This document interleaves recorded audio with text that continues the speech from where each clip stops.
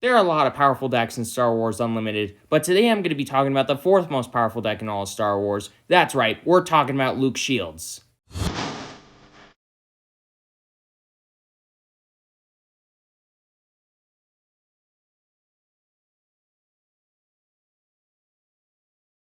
Hello and welcome to the table. I'm your host, Team Wolf, and today we're going to be talking about the Luke's Shields deck and what it's trying to do, the most expensive cards in the deck. I am going to have budget replacements for, so if you want to build a budget version of this deck, with all that aside, let's get right into it, starting off with what Luke does.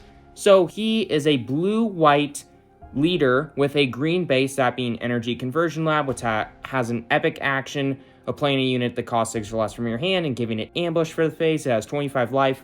Luke, as an action, paying a resource and exhausting him, you can give a shield to a friendly heroic unit that has entered play this phase, and as an epic action, if you have 6 or more resources, you can deploy him by flipping, readying him, and moving him into the ground arena. He's a 4/7 body that on attack gives a shield to another unit. So it's a really powerful card, but what is the game plan of the deck?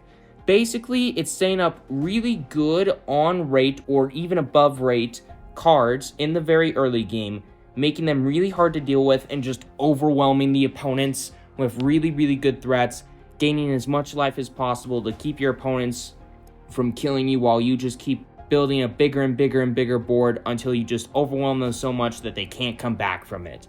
So the first step to the plan is pointing out really good early game cards like Alliance Dispatcher, which is a really good card going into the late game because it can allow you to play some of the bigger units in this deck for less resources, which is just super duper awesome. Got Alliance X-Wing, which is just a really good on-rate body. We got Battlefield Marine, which is a slightly above-rate body.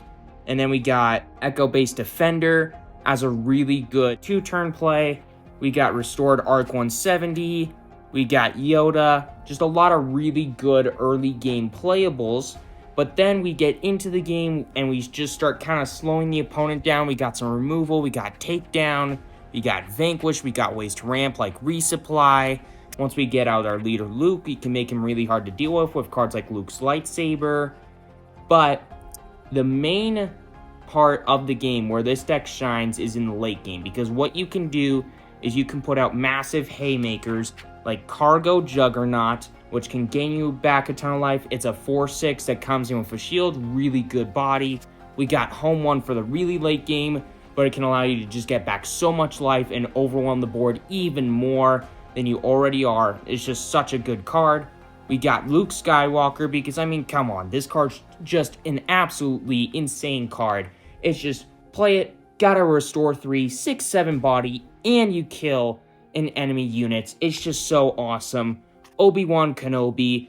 This deck is really powerful and just wants to be as efficient as possible and allow you to get to the late game and play some of the biggest haymakers in all of Star Wars Unlimited.